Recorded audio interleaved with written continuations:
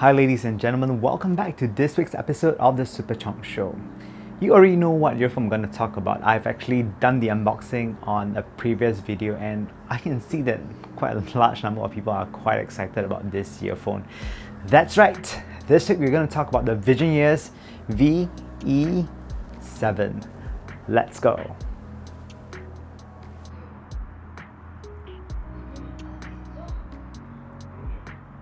The guys at Vision Ears are very methodical when developing their line of custom in-ear monitors. They were never the first people to develop crazy large amount of drivers in an earphone.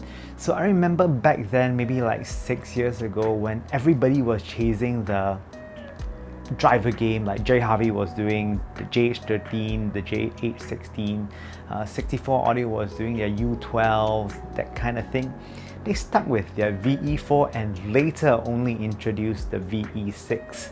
And Vision Ears has always taken such a belief to optimize the drivers to its fullest potential rather than to just cram as many drivers as you can inside a small little chassis. And I think that is honestly very admirable. They also started with their custom IEM lineups as they were catering to the musician crowd and later only developed models for the universal market. Their stable consists of the popular Vision Ears VE8 as well as special edition models such as the E2020 as well as the Valkryie and Elysium. But today we're going to talk about the Vision Ears VE7, and to be honest with you, the build quality is immaculate as per Vision Ears high standards. The body is made of a very beautiful sapphire blue that has its negative spaces being filled out by I'm not sure what material, but they look as though as it was never a cavity. So it's actually a very beautiful chassis. The faceplate is a thing of beauty. It comes in a tricolor of red, yellow and blue, and the best part about it is that there is a bit of a 3D-ness when it comes to them, and these colors are a bit iridescent and they sparkle a lot when in beautiful sunlight. To be honest, they look really ravishing and I can't really say too much about it. I'd rather just show them to you. They look great. The VE20 also comes in the ever popular 2-pin connection that allows you to swap cables as and when you want. And it is a very handy feature. Usually when the earphone stops producing sound, the odds are it is usually the cable that is the first to go, as you know, it is a wear and tear item. So with the option of having the 2-pin replaceable cables, you can change them should this happen. Or if you fancy an upgrade, you can also tweak them to your heart's content as well. Driver configuration of the VE7 includes 2 bass drivers, 2 mid-bass drivers, a single mid driver, a single mid-high driver, and 1 super high driver. I think it makes for a very balanced setup for the VE7. Fit. It is tradition for Vision Ears to have an organic design, and the VE7 is no different. Well, this organic design really works for Vision Ears as it is actually very comfortable. I get 0 hot spots in my ears. My conjures are never uncomfortable with them, and you can really wear them for hours on end. Nozzle-wise, it isn't designed for deep insertion, but that's okay. Sometimes you do not really need deep insertion for them to be comfortable. I find this depth of insertion to be rather comfortable, and on the whole, they just disappears when they are in my ears. The 2-pin cable that comes with the Vision Ears VE7 is great. It does not have a memory wire, and I really like that. I just don't find memory wires to be all that comfortable. It does have a shape that is made with the cable to form to the back of your ears, and I find this to be more comfortable than with a wire. Sound. VE is very straight to the point with the VE7. Pure clarity is a very accurate description of how the VE7 actually sounds like. This is the flattest sounding Vision Ears earphone that I have heard, but flat to some people equates to boring. But rest assured, I can assure you that this earphone is actually very far from that. It is not boring sounding at all. Overall, it has excellent tonality and there is a lot of harmonics that is going place with this earphone. Let me dive deeper to each band of the frequency response curve to explore the sound a little deeper. Bass. The sub bass of the Visioneer's VE7 is splendid and has really great definition. You can actually hear the low rumbles in the mix of the music should it be present, and this gives it a very interesting point to focus on should you be listening to the nitty-gritty details in your music. The sub bass has a linear transition to the mid bass. Earlier I mentioned that the signature of the Visioneer's VE7 is rather flat. When I describe the signature as flat, they would think that it is very fundamental tone focused, but this is not the case. The VE7 actually has a lot of harmonics going in. So for bass, what this means is that when the bass hits, you don't only get a very focused, tight bass tone.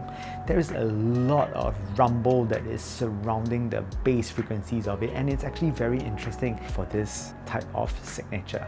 There is actually very good resonance in the mid bass. The transient response for the whole bass frequencies is actually fast. Decay is also really fast, so it doesn't sound muddy in any manner.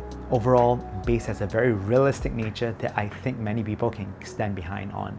But there is a caveat. If you're looking for a very fun sounding in the traditional Visioneer's house sound, this earphone actually differs from that. I actually have a video on the VE8, which I think are the epitome of the Visioneer house sound, and most of their earphones have that type of signature. The VE7 actually deviates from that. Mid-range, I have to be honest. My favorite aspect of the Visioneer's VE7 is the mid-range. It is, to me, the most alluring aspect of this earphone. Resolution, timbre, transparency, it is all extremely well done in the VE7. It is unclouded and pristine. Mid-range does not sound thick and warm, but rather has a very lively, silky nature to follow each note. It is actually very, very refined sounding. Referencing it to food, I would say that the VE7 really is like a lemon meringue pie. I really like lemon meringue pie. You know, they are sweet, tart, and yet creamy all at the same time, and that is really how the vocal section or the mid-range is like on the VE7. Definition is great. You can really hear every nuance in the music. Whenever a singer breathes, you can hear her breathing. I know that sounds creepy, but you're enjoying the music, you should enjoy every single bit of detail that the music have. Treble is where the VE7 sets itself apart from the rest of the Visioneer's range. It is more present than any of the other earphones in the series. Treble is also very well extended this time, and it's amazingly transparent. Cymbals are very realistic and has a very beautiful, delicate tonality with it. It never once did come across as shouty or shimmery. There is actually a very elegant tail that follows the sizzle of every cymbal crash. The VE7 also has a very good sense of space that I dare say sounds a little bigger than the VE8. Really, I think this set itself apart from the rest of the range. It sounds nimbler compared to the other earphones. Soundstage. Visioneer has never implemented a pressure relief system in their earphone design, and usually I would say that they sound a bit closed, but this time around, because of how they tune the earphone, it is different. It is not as close sounding as the rest of the lineup, which I think is rather cool that they decided to step out from their usual house sound. The VE7 actually sounds wider than its predecessors, and I think that this is a very nice touch from Visioneer's. Width and height, the Visioneer's VE7 is very, very spacious sounding. Now, it does not have a venting system, but I think in terms of width and height, they just come a hair short versus those that have, and really this is quite an amazing feat. Depth and positioning, honestly nothing short of excellent. You get very good depth sense, depth positioning. Instrumentations are spot on. Positioning, on the other hand, is also very, very clear and pinpoint. You can tell the trumpets are, obviously at the far end of the orchestra, and the violins are at the front if you're listening to classical music. Even for pop music, the guitars are very well separated and they don't sound like a mesh, providing that the recording is good. So on the whole, soundstage of the VE7, they do not compete with vented IEMs, but for a close earphone, it is really tremendous and amazing. Layering on the VE7 is also staggering, to be honest. Layers of music can be perceived so effortlessly, and it's really a joy to just listen to big orchestral music on the VE7. The Visioneer's VE7 is a reference monitor at the end of the day, through and through.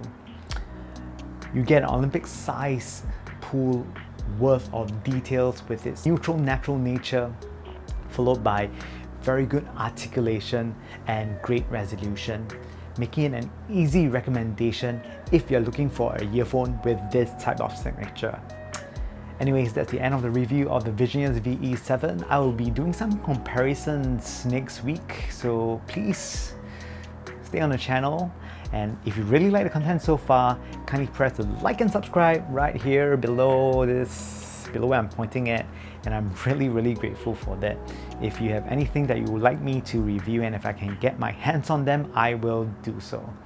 Thank you guys very much for watching the Superchunk Super Audio Show, and I would like to see you guys very soon, and hopefully in person. Thanks very much guys. I hope to see you guys next week on the Superchunk Super Audio Show. Bye!